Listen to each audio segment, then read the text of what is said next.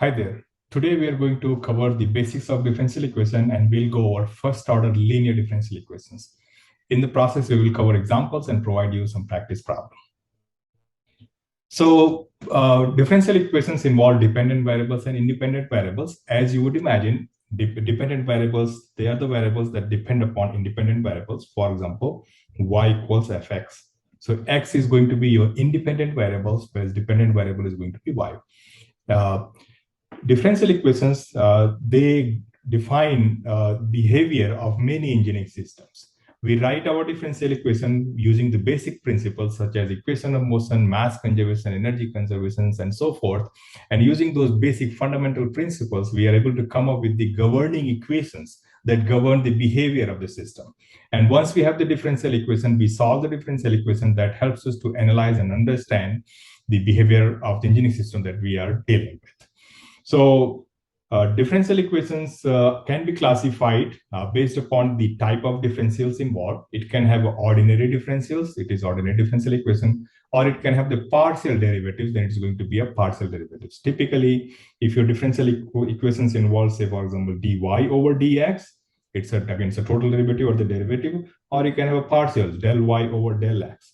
Partial derivatives, they're used when our dependent variables are independent variables are more than one, meaning to say, for example, y depends upon x and t. In that case, if you want to see the behavior, how fast y changes with t only, or how fast y changes with x only, then we'll have the partial derivatives.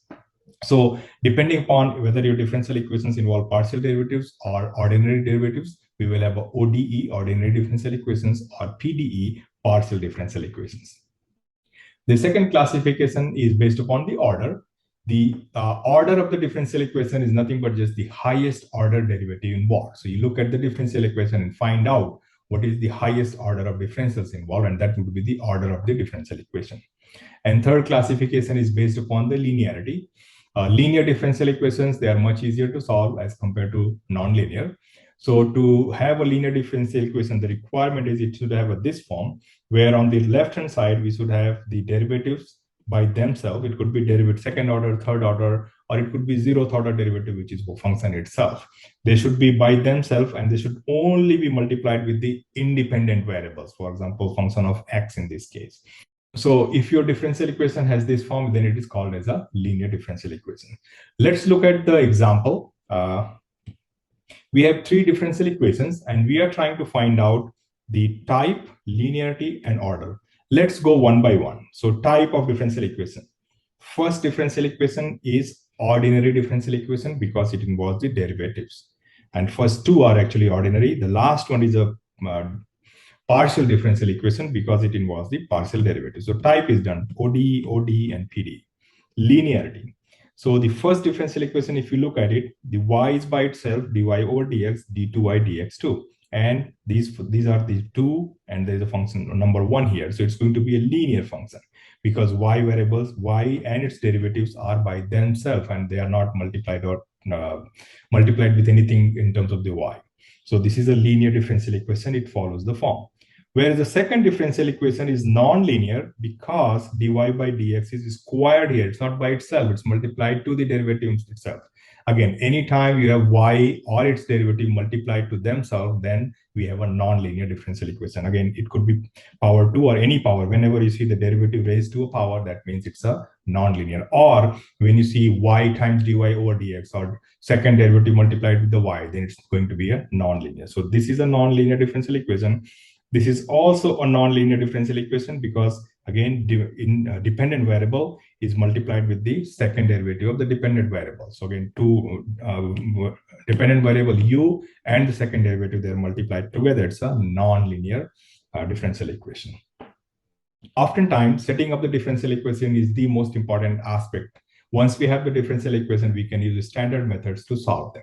So for example, if we have a simple problem like here, it's a tank containing 1,000 gallons of water in which initially there are 1,000 pounds of salt, and then there is a brine coming in and the mixture is leaving out. Again, we are making sure everything is uniform by stirring. and we want to find out the amount of salt in the tank at any given time. So that's the variable of interest. So let's call y as the dependent variable. It depends upon the time. So amount of salt in the tank at any time is going to be our variable y. Let's draw a simple sketch for the problem. So we have a tank. There is some y amount of salt there. Brine comes in and the mixture leaves out, and we make sure the mixture is uniform. So now rate of change of y is going to be how much coming in per minute, how much going out per minute will give you how fast y changes per minute. And that's the governing equation. And if you put that governing equation, we will have the governing differential equation for us. So inflow is 50 pound per minute. Why? Because we have 10 gallons per minute coming, and each gallon has a 5 pounds. So 5 times 10, 50. So 50 pound per minute of salt is coming in. Now, how much is going out? Is going out Y, that's the amount of salt, in the 1,000 gallon. That's the concentration. Y over 1,000 is the concentration. Multiplied with how fast it is going out is 10. So we have Y over 1,000. That's going to be the pound per gallon multiplied with the gallons per minute gives you pound per minute. So the outflow is going to be Y over 1,000 times 10, and if you do that, we get y over 100 pounds per minute. So this is the amount of salt that is leaving per minute. So coming in is 50, going out is y over 100. Difference between them will give you dy over dt. So this becomes the governing equation or the differential equation for us. We can solve this differential equation and we will have the value of y. We can use method of separation of variables. We can put the y variables on one side, t variables on the other side, and we will be able to solve the differential equations. If you do that, this would be the integral for it. So we can say at time equals 0, the y concentration is 100. At any time t, it's going to be y, and that's what we want to find out. And if you integrate this, we will get the final answer that we're looking for. Y equals 5,000 minus 4,900 e to the power minus 0.01 t. This would be the amount of salt in the tank at any given time. Let's go over linear first order differential equations. We are dealing with homogeneous differential equation.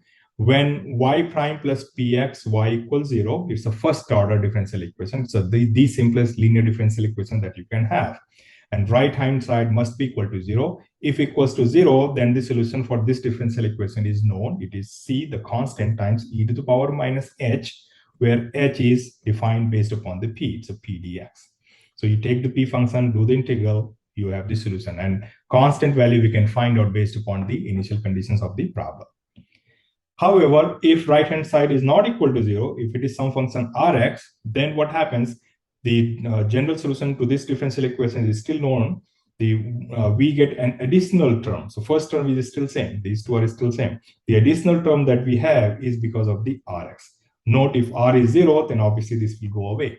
So rx is the one that defines this term. And the way to compute it, once we have h, we compute e to the power minus h, and then e to the power h r dx. And based upon that, we find out what would be the solution. Let's apply this to one example problem. Say we want to solve the initial value problem, y prime plus y tan x equals sine 2x. And the condition that we need only one initial condition to solve the first order differential equations. So first order linear differential equations require one initial value, and that's all you need to solve. So y0 equals 1 is given, meaning we should be able to solve the differential equation. So we have our px function is tan x and sine 2x is rx. And we all know sine 2x can be expanded to 2 sine x and cos x, right? So using that, now we have px and rx function defined, we should be able to find the solution. So let's go over finding out the homogeneous differential equation part, the h. H is going to be p dx, p is tan x. So we can do tan x dx, and the integral of tan x is actually nothing but natural log sec x. Again, we put absolute sign here because we don't want this to be a negative number. Once we have h, we can compute e to the power h, which is going to be sec x. And e to the power minus h is going to be e to the power minus ln sec x. And again, if you take the minus inside, it becomes cos x. So e to the power minus h is going to be equal to cos x. And third term is the integral term that we had, which is e to the h r dx. So we can find out e to the h that we already have here, and r function dx, and integrate that. So e to the h is sec x that we just computed. R function is sin x, 2 sin x cos x, that we substitute here. And we note sec x and cos x, they cancel. So all we have is 2 sin x dx. So we need to substitute it back here, c e to the power minus h, and then e to the power minus h, and then times the integral. So using this, so what we get, c e to the power minus h, which is cos x, and then we have e to the power minus h, which is cos x, times minus 2 cos x. This is the integral. So cos x times minus 2 cos x gives you minus 2 cos square x. So now this is our y function. It has only one constant that we can determine based upon the initial condition, which says that at x equals 0, y equals 1. If I substitute it, we get c equals 3. That means the general solution for this differential equation is 3 cos x minus 2 cos square x. We have two practice problems for you. The first problem has two differential equations. We need to find the type, linearity, and the order for these two equations. And the second problem is the initial value problem, where we are given initial values y pi over 4 equals 3, and we have to solve this differential equation. I hope you found this useful. See you next time.